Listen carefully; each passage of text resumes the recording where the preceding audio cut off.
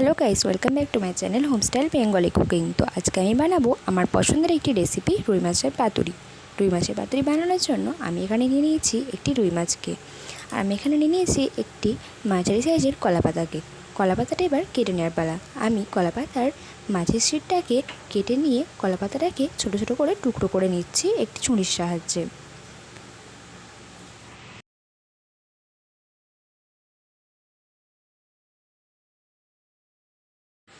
तो आमार एखन कला पातागुलोके धुए नेওয়া হয়ে গেছে। এবার এগুলোকে এখন ধোবার পালা। তো আমি সবকটা কলা পাতার টুকরোগুলোকে ভালো করে জল দিয়ে ধুয়ে জলটাকে ঝরিয়ে নিলাম। এবার আমি একটা বাটিতে নিয়ে নিয়েছি সরিষার তেল।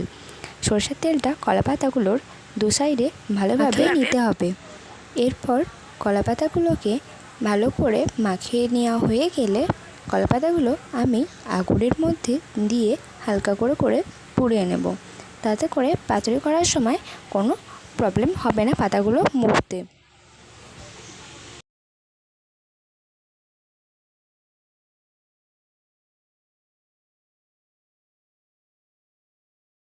তো এভাবে হালকা আছে কলা পাতাগুলোর দুই সাইডটাকে হালকা করে একটু পুড়িয়ে নিচ্ছি।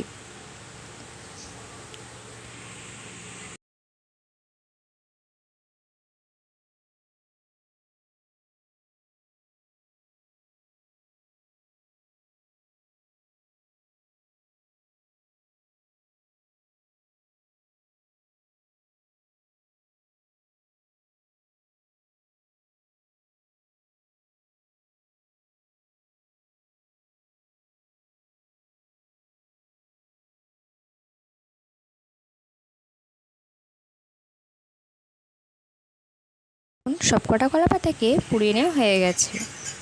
এই দেখো আমার মাছগুলো কাটা হয়ে গেছে। এখানে নিয়েছি সর্ষে বাটা, পোস্ত বাটা, লঙ্কা গুঁড়ো, হলুদ গুঁড়ো আর নিয়েছি নুন আর কটা কাঁচা লঙ্কাকে ছোটো ছোটো করে টুকরো করে নিয়েছি। এরপর আমি মাছগুলোর মধ্যে ওই সর্ষে বাটা, পোস্ত বাটা, হলুদ গুঁড়ো, লঙ্কা গুঁড়ো আর নুনকে দিয়ে ভালো করে মাখিয়ে নেব।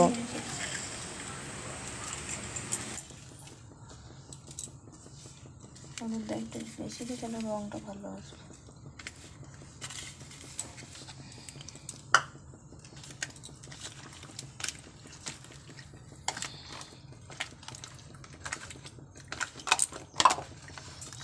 কাটা উপকরণকে দিয়ে ভালো করে মাখানো হয়ে গেলে এরপরে আমি এর মধ্যে দিয়ে দিচ্ছি বেশ কিছুটা পরিমাণে সরিষার তেল।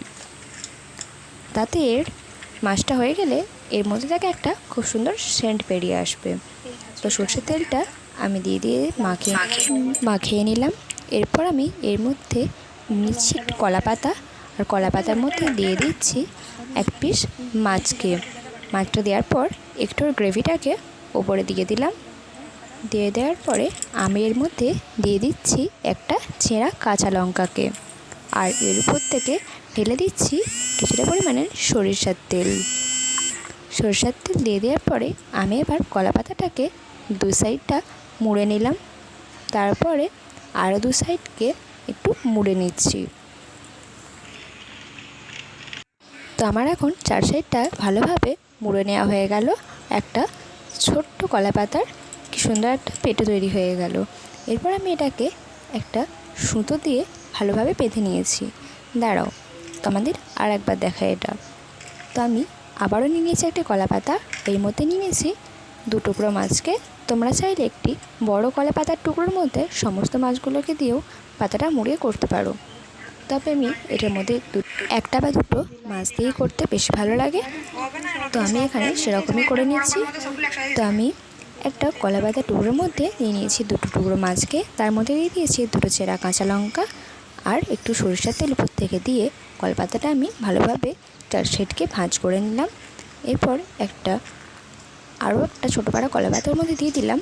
পাতাটা একটু ছোটো হয়েছে বা গ্রেভিটা বেরিয়ে যাচ্ছে বলে খেয়াল রাখতে হবে কোনোভাবেই যাতে মাছের গ্রেভিটা বাইরের দিকে না বেরিয়ে আসে, সেরকম ভালোভাবে কলা পাতাটাকে মুড়ে নিতে হবে। তো আমি একটা সুতো দিয়ে ছোটো করে সুতোটাকে কেটে নিয়ে এভাবে চারিদিকটাকে বেঁধে দিচ্ছি।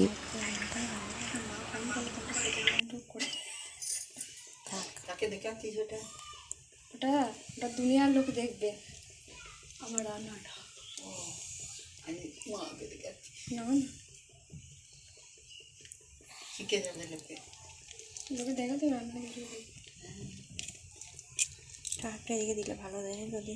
তো দেখো আমার এখন কলা পাতাটাকে বেঁধে নেওয়া হয়ে গেছে। এভাবে আমি আরও একটাকে এরকম করে নিলাম। তো আমি এখন কড়া নিয়ে নিয়েছি, কড়ার মধ্যে বসিয়ে দিয়েছি সরিষার তেল।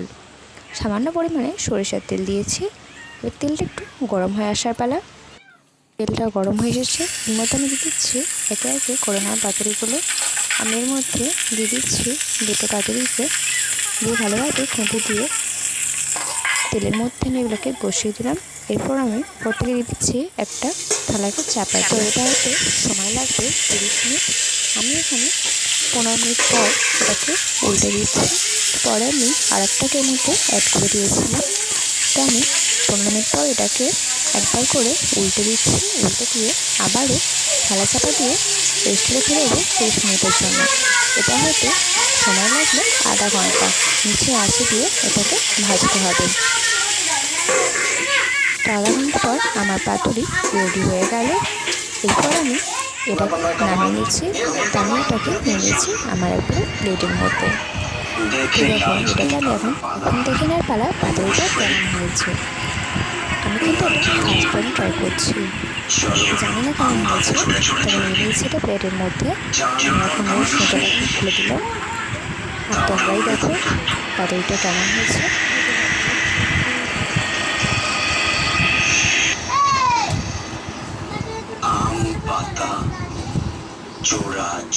তো দেখো পাতুরিটার কালার আর মাছটা কত সুন্দর সিদ্ধ হয়েছে।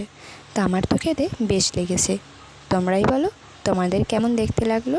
ভালো লাগলে লাইক, কমেন্ট, শেয়ার, চ্যানেলটিকে সাবস্ক্রাইব করতে কিন্তু ভুলো না। Thanks for watching the videos.